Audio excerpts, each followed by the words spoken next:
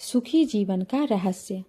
एक महान संत हुआ करते थे जो अपना स्वयं का आश्रम बनाना चाहते थे, जिसके लिए वो कई लोगों से मुलाकात करते थे।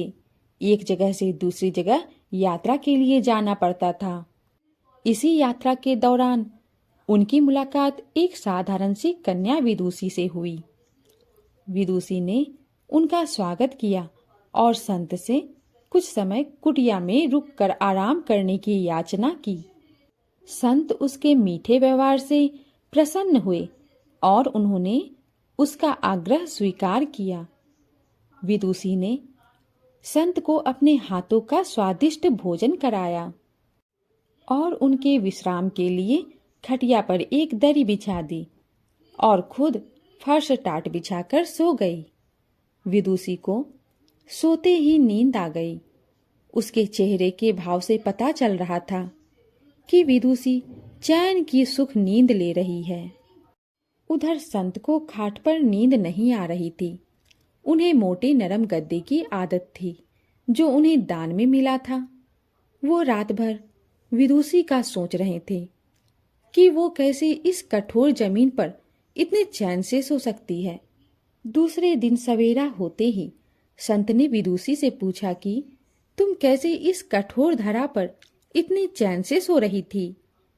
तब उसने बड़ी सरलता से उत्तर दिया, हे गुरुदेव, मेरे लिए मेरी ये छोटी सी कुटिया एक महल के समान ही भव्य है। इसमें मेरे मेहनत की महक है। अगर मुझे एक समय भी भोजन मिलता है तो मैं खुद को भाग्यशाली मानती हूँ। जब दिन भर के कार्यों के बाद मैं इस धरा पर सोती हूँ तो मुझे माँ की गोद का आत्मीय एहसास होता है। मैं दिन भर अपने सत्कर्मों का विचार करते हुए चैन की नींद सो जाती हूँ।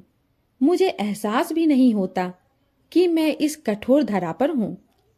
यह सब सुनकर संत जाने लगे। तब विदुषी ने पूछा, हे गुरुवर, क्या मैं भी आपके साथ आश्रम के लिए धन एकत्र करने के लिए चल सकती हूँ? तब संत ने विनम्रता से उत्तर दिया, बालिका, तुमने जो मुझे आज ज्ञान दिया है उससे मुझे पता चला कि मन का सुख कहाँ है। अब मुझे किसी आश्रम की इच्छा नहीं रह गई। यह कहकर संत वापस अपने देश लौट गए और एकत्र किया हुआ धन उन्होंने गरीबों में बांट दिया और खुद एक कुटिया बनाकर रहने लगे। आत्म शांति एवं संतोष ही सुखी जीवन का रहस्य है। जब तक इंसान को संतोष नहीं मिलता वो जीवन की मोह माया में फंसा ही रहता है, और जो इस मोह माया में फंसता है उसे कभी चैन नहीं मिलता।